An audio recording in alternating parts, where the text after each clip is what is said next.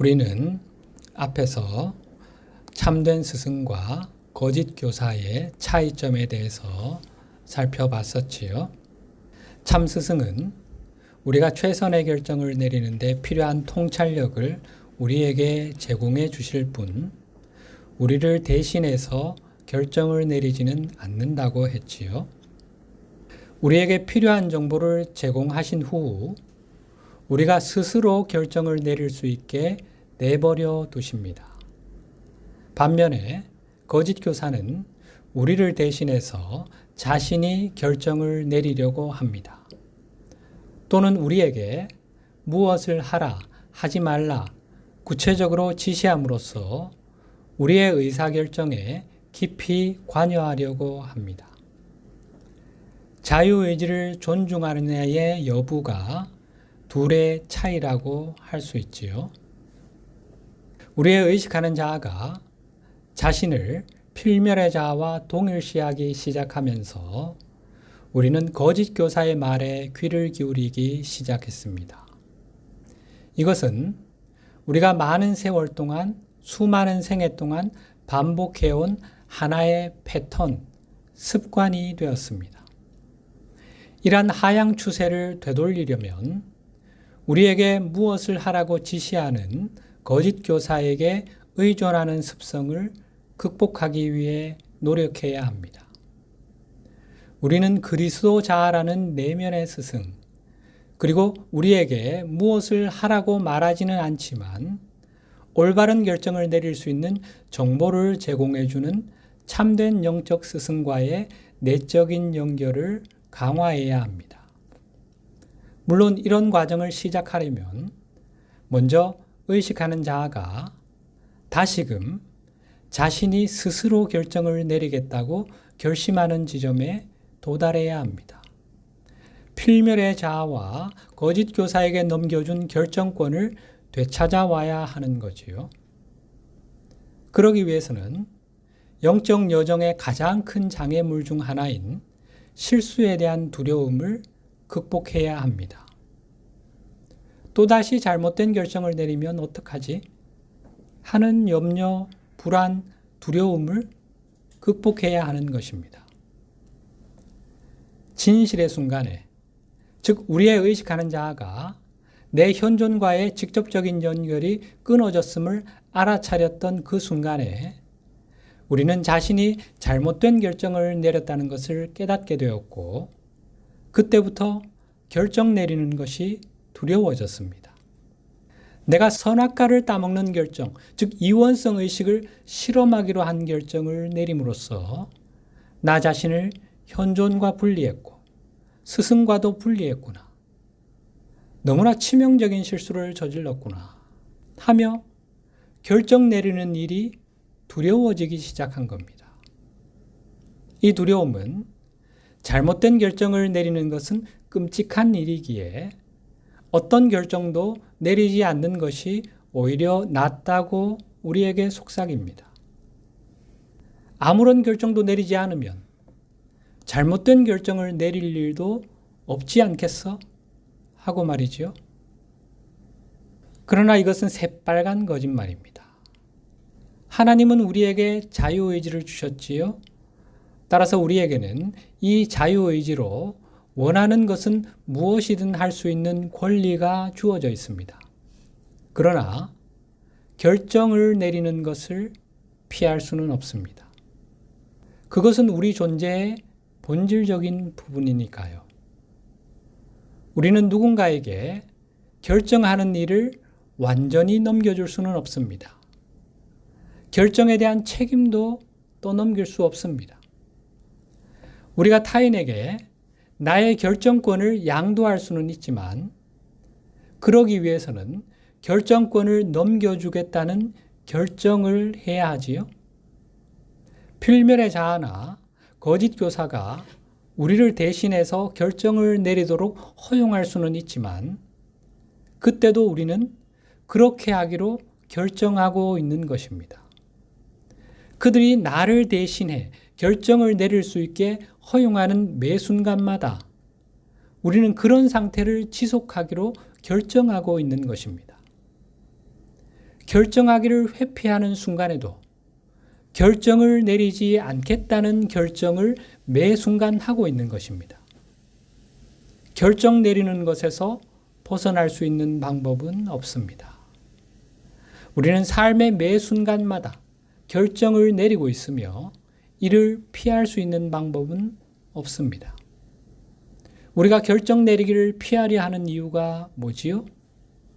자꾸만 회피하고 도피하려 하는 이유가 뭡니까? 잘못된 결정을 내릴까봐 두려워서지요? 그러나 우리에게 주어진 자유의지로 결정을 내리는 것은 하나님이 주신 선물이며 그것은 스스로를 초월하고 그 이상의 존재가 되어 풍요로운 삶을 창조할 수 있는 최고의 기회입니다. 물론 잘못된 결정을 내리면 바람직하지 않은 결과를 초래할 수 있는 것이 사실이긴 하지만 그렇다고 그걸 두려워할 이유는 없습니다. 왜냐하면 우리는 언제든 지금 이 순간이라도 올바른 결정을 내림으로써 과거의 잘못된 결정을 모두 되돌릴 수 있기 때문입니다. 이것이 핵심이죠. 아니, 엎질러진 물을 어떻게 주워 담을 수 있어? 이미 일어난 일, 이미 결정된 과거를 어떻게 되돌릴 수 있단 말이지? 이 지구별에서 펼쳐지고 있는 삶의 본질, 삶에 관한 진실에 눈을 뜨게 되면 그럴 수 있음을 알게 됩니다. 앞에서 이미 자세히 다룬 내용이지요. 삶이란 성장을 위한 하나의 역할극, 드라마입니다. 여러 생을 반복하면서 다양한 역할을 맡아 다양한 경험을 하는 과정에서 의식의 성장을 이루어 가도록 예정된 것이 우리 삶의 본질입니다. 따라서 과거의 실수를 너무 무겁게 받아들일 필요가 없습니다. 그것은 그저 효과 없는 실험이었구나 하고 거기서 교훈을 얻어 앞으로 나아가면 됩니다. 죄, 악행, 잘못, 과오, 실수, 무엇라 부르든 그것에서 교훈을 얻어 앞으로 나아간다면 그것은 성장을 위한 토대가 될 뿐입니다. 이것이 삶을 대하는 우리의 태도가 되길 하나님과 영적 스승님들은 바라고 계십니다. 더 이상 과거에 매일 필요가 없는 거지요. 삶을 너무 무겁게 바라볼 필요가 없습니다. 삶은 실험의 과정이니까요. 우리가 이 진실을 내면화한다면 잘못된 결정을 내릴지도 모른다는 두려움에서 벗어나 자유롭게 선택하고 결정할 수 있습니다. 나의 선택과 결정이 그릇된 것임을 알아차리는 바로 그 순간 우리는 다른 선택과 결정을 함으로써 그 즉시 실수를 바로잡을 수 있습니다. 이것은 거짓 교사들이 우리가 알기를 바라지 않는 비밀입니다. 그러나 우리가 열린 마음으로 그리스도 자에게 또는 영적 스승에게 답을 구한다면 언제나 올바른 결정을 내리는 데 필요한 답을 얻을 수 있습니다. 그러니 우리의 실수를 언제든 바로잡을 수 있는 거죠. 되돌릴 수 있는 거죠. 바른 결정을 내릴 수 있는 토대는 늘 우리에게 주어져 있습니다. 이것은 단지 의식의 다이얼을 조금만 돌리면 되는 문제인데 실수를 하는 것이 이 세상의 세력들이 주장하는 것처럼 그렇게 끔찍한 일이 아님을 깨달음으로써 그렇게 할 수 있습니다. 어둠의 세력의 기본 전략은 우리로 하여금 돌이킬 수 없을 정도로 끔찍한 잘못을 저질렀다고 믿게 만드는 것입니다. 우리가 지금껏 저지른 모든 잘못, 모든 실수는 이원성 마음의 그릇된 추론에 근거한 결정들이었습니다. 결정 내리는 일의 놀라운 점은 어떤 결정이든 다른 결정을 내림으로써 그 즉시 과거의 결정이 대체될 수 있다는 것입니다. 하나님이 정하신 이치입니다. 어떤 그릇된 결정이라도 올바른 결정을 내리는 것으로 즉시 대체될 수 있습니다. 이원성 의식, 반그리스도 의식에 기반한 모든 결정은 하나됨의 의식, 그리스도 의식에 기반한 결정으로 대체될 수 있습니다. 삶이 훨씬 가벼워지지요? 훨씬 자유로워지지요? 우리가 열린 마음으로 그리스도의 진리를 구하고 그것을 받아들이고 내면화하여 올바른 결정을 내리는 데 사용한다면 현재와 같은 어려운 상황에 처하는 데 걸린 오랜 시간보다 훨씬 빠르게 삶을 바꿀 수 있습니다. 우리는 언제든 하향 나선을 멈추고 점차 투쟁의 감각에서 벗어나 풍요로운 삶으로 인도하는 상향의 나선을 시작할 수 있습니다. 많은 사람이 풍요를 갈망하지만 문제는 풍요에 대한 왜곡된 이미지를 가지고 있다는 것입니다. 그들이 생각하는 풍요는 어떤 외부의 재원으로부터 주어지는 물질의 공급, 돈의 공급이죠. 복권 당첨이라든가 혹은 마법적인 방법을 통해 주어지는 일확천금 같은 것. 이것이 거짓 교사들이 우리에게 약속하는 부유함입니다. 쉽게 풍요를 얻을 수 있는 마법의 시스템이 있으며 이를 통해 충분한 양의 돈을 가진다면 모든 문제가 해결된다는 것입니다. 돈이 많은 것은 풍요로운 삶을 누리는 것과는 다른 것입니다. 풍요로운 삶은 돈 그 이상입니다.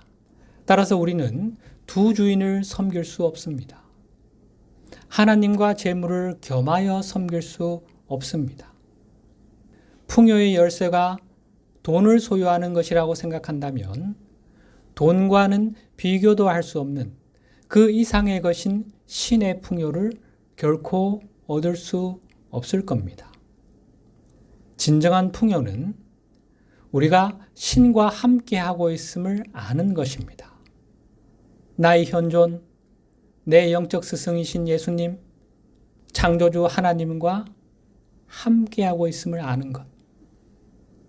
그리고 우리가 내리는 모든 결정을 통해 신과의 하나됨이라는 궁극적인 목표에 더 가까이 다가가고 있음을 아는 것이 진정한 풍요입니다.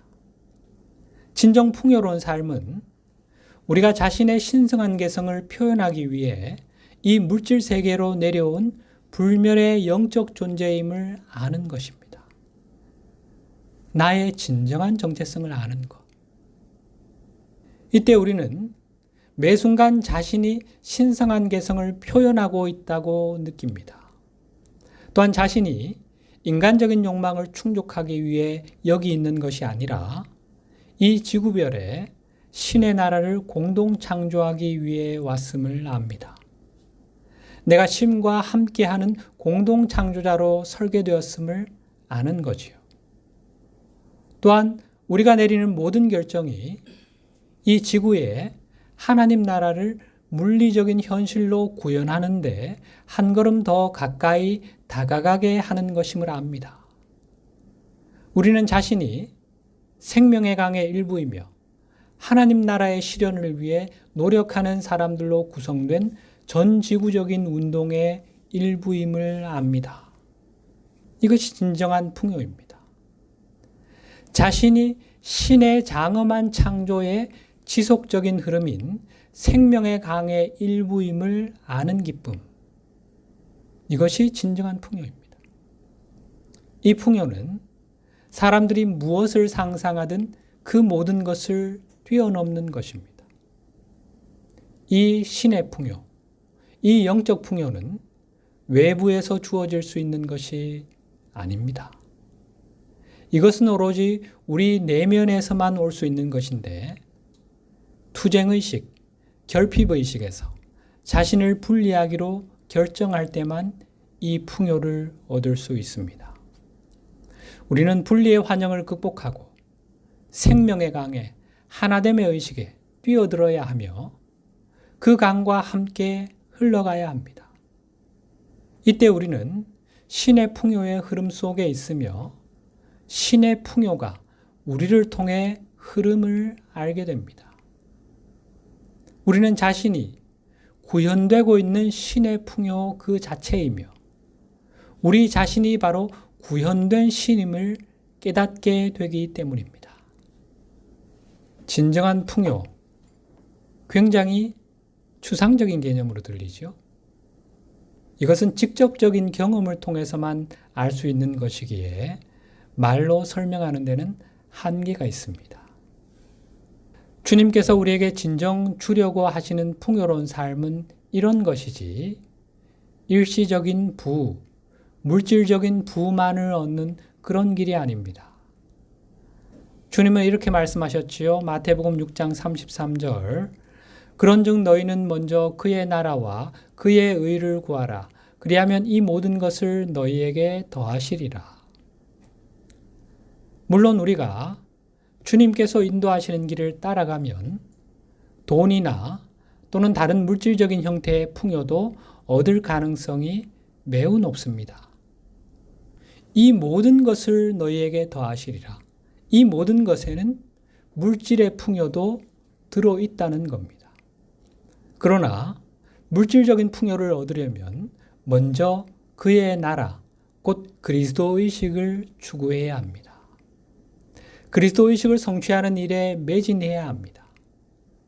그때 우리는 기꺼이 진정한 자신이 되려고 하기 때문입니다. 진정한 자신, 그리스도의 반석에 기반한 올바른 결정을 내림으로써 이 땅에 신의 나라를 구현하는 공동 창조자 말이지요. 그리스도의식을 추구할 때만 우리는 이 본래의 나를 찾아가게 되는 것입니다. 이것이 바로 진정한 풍요의 토대인데 이것은 자신의 자아구체를 지배하고 나아가 물질 우주를 지배하기 위해 신이 주신 힘, 내 현존을 통해 흘러오는 영적인 에너지를 사용하는 것입니다. 풍요로운 삶에는 돈보다는 훨씬 중요한 것, 물질 이상의 것이 있음을 알 수 있지요. 우리가 진실로 이 지구에 온 이유는 이곳에서 풍요로운 삶을 구현하는 것이며 이것이 우리가 이곳에 가져올 특별한 선물입니다. 이 유한한 세상에 무한의 선물을 주어서 유한한 세상을 무한한 신의 나라에 더 가까워지게 하는 것이 우리가 이곳에 오면서 가슴에 품었던 비전입니다. 다음으로 우리가 공부할 주제는 되돌아옴의 법칙입니다. 풍요로운 삶을 구현하기 위해 우리가 반드시 이해해야 할 또 하나의 열쇠지요. 오늘부터 수주에 걸쳐서 이 주제를 다루게 될 겁니다. 우리 인류가 풍요로운 삶을 구현하지 못하게 방해하는 요소들이 있는데 그중 하나가 외부의 상황이 변하기를 기다리는 우리의 성향입니다. 우리에게는 앞으로 나아가기 전에, 자신을 바꾸기 전에, 필면의 자아를 포기하기 전에 먼저 우리를 둘러싼 외부 상황, 외부 환경이 바뀌기를 기다리는 경향이 있지요. 내 삶의 상황이 바뀌어야 내가 바뀔 수 있는 거 아닌가?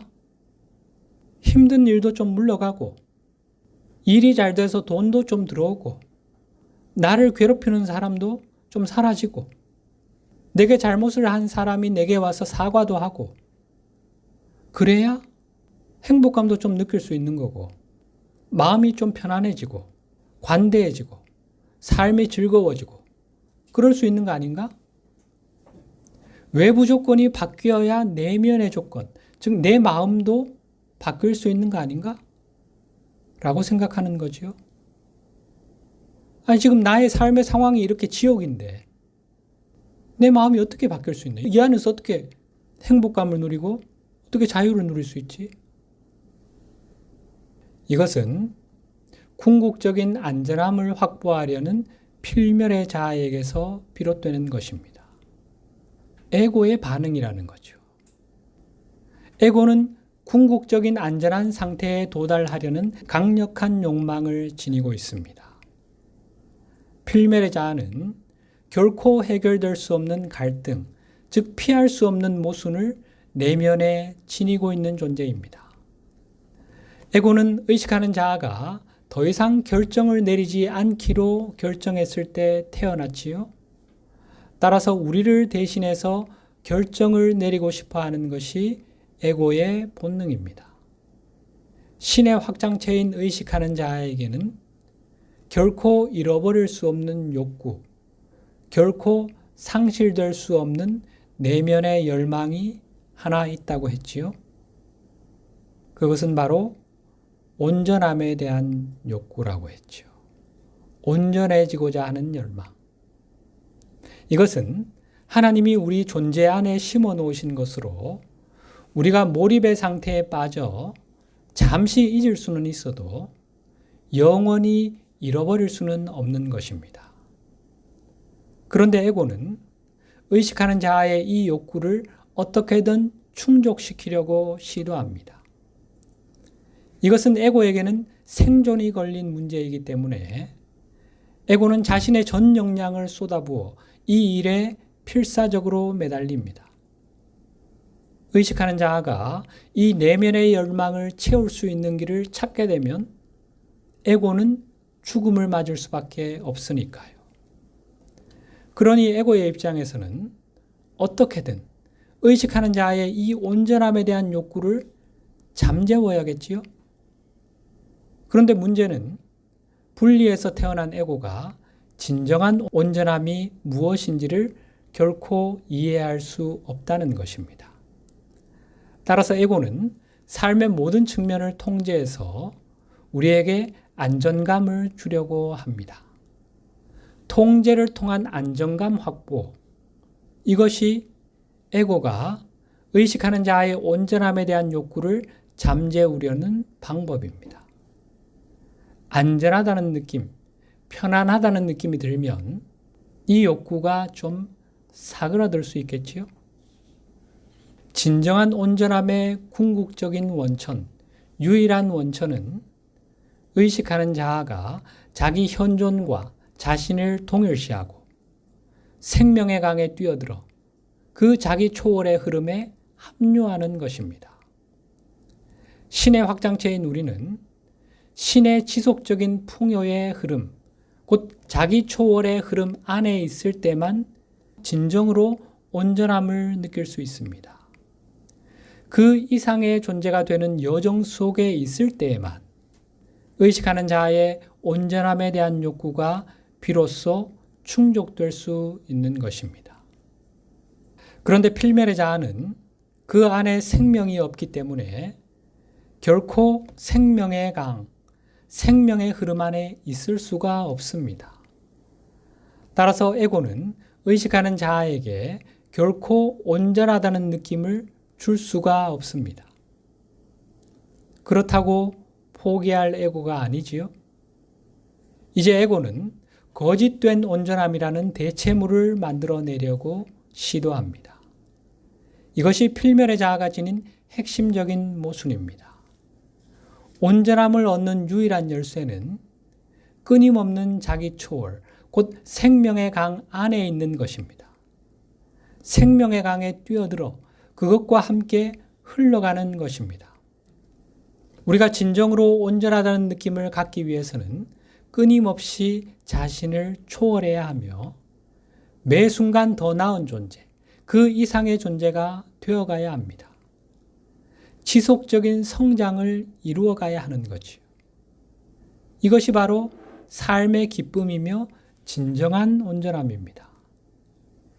그런데 이 길은 필멸의 자아를 벗는 길이지요. 에고를 죽게 하는 길입니다. 따라서 에고는 우리의 성장을 멈추게 하고 자기 초월을 멈추게 하고 그 이상이 되는 것을 어떻게든 막아야 합니다. 이를 위해 에고는 온전함에 대한 거짓 이미지, 환영을 만들려고 합니다. 에고가 만들어낸 온전함에 대한 이미지는 모든 것이 정지되어 있고 아무것도 변하지 않는 그야말로 완벽의 상태에 있는 어떤 것입니다.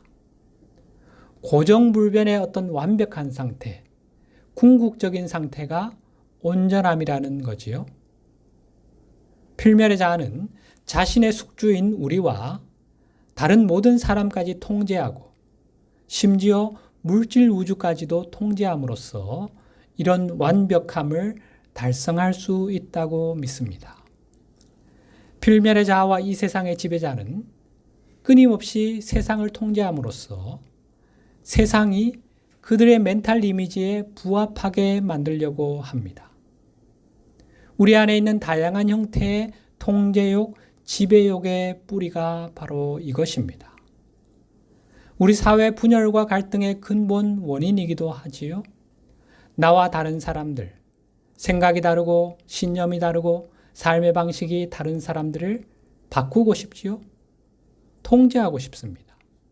내 틀에서 벗어나는 사람들, 어떻게든 그들의 생각, 신념을 개조하여 내 틀 안에 집어넣고 싶지요. 세상을 통제하여 내 멘탈 박스 안에 집어넣어야만 뭔가 직성이 풀리고 마음이 편안해질 것 같지요. 내 통제를 벗어나는 사람들을 보면 불안해서 견디지를 못하는 거죠. 불편해서 견딜 수가 없는 거죠. 그래서 저렇게 끝도 없는 이원성 투쟁, 서사적 투쟁을 벌이고 있는 겁니다. 안타깝게도 에고가 구축한 이런 완벽함에 대한 이미지는 매우 설득력이 있어서 많은 문화와 종교에 스며들었습니다. 많은 종교가 외부에 존재하는 신을 가르치며 그 외면의 신이 완전하다고, 완벽하다고 주장하지요. 그들이 말하는 완벽함이란 변하지 않는 것, 변할 수 없는 것, 고정불변의 어떤 궁극적인 상태지요. 이것은 이원성 의식에 기반한 완벽함입니다. 반그리스도 의식에 의해 정의된 온전함입니다.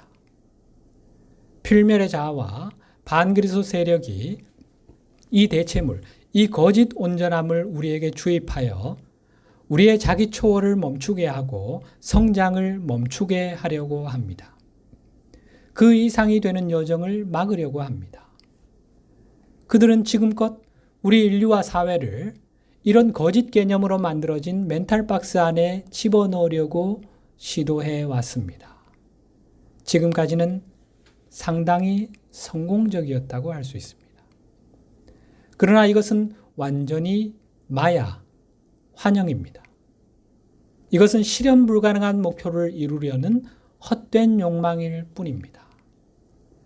창조주께서 물질 우주 안에 심어 놓으신 안전 메커니즘 중 하나는 어떤 것도 정지해 있을 수 없다는 것입니다. 우리에게는 자유의지가 주어졌기 때문에 우리는 생명의 강에서 이탈할 수 있습니다. 우린 쉼 없이 흘러가는 생명의 강에서 빠져나와 강둑 위에 올라가 거기에 가만히 서 있을 수 있습니다. 하나님이 우리에게 자유의지를 주셨기에 그렇게 할 수 있는 능력과 자유가 우리에게는 있습니다.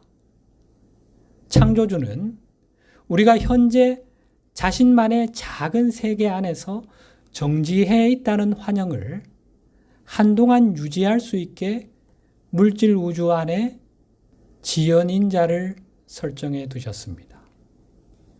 지연인자에 관해서는 앞에서 공부를 했지요. 이제 우리는 주변을 통제함으로써 완벽한 상태를 만들었고 현 상태를 잘 유지하기만 하면 나만의 세계인 이 낙원에 영원히 머무를 수 있다고 생각합니다. 그러나 이 환영은 필멸의 자아의 멘탈 박스 안에서만 존재할 수 있으며 또한 일시적으로만 존재할 수 있습니다. 엔트로피의 법칙이 작동하기 때문이지요. 어머니의 수축하는 힘이 이 환영을 무너뜨리는 것은 결코 피할 수 없습니다. 그것은 시간 문제일 뿐입니다. 이러한 이유로 역사상 많은 문명이 실제로 높은 수준의 성취를 달성했으나 그 후 알 수 없는 이유로 몰락했지요. 그 문명들이 무너진 이유는 자신들이 완벽함에 도달했다고 생각하고 자기 초월을 거부했기 때문입니다. 하늘에 가다할 거라며 쌓아올린 그들의 바벨탑은 결국 어머니의 수축하는 힘에 의해 무너지고 말았지요. 지난 세월 우리 인류는 기록된 역사보다 훨씬 오랫동안 이 불가능한 목표를 향한 탐구를 계속해 왔습니다. 원한다면 우리는 우리에게 주어진 기한이 닿을 때까지 이 탐구를 계속할 수도 있습니다.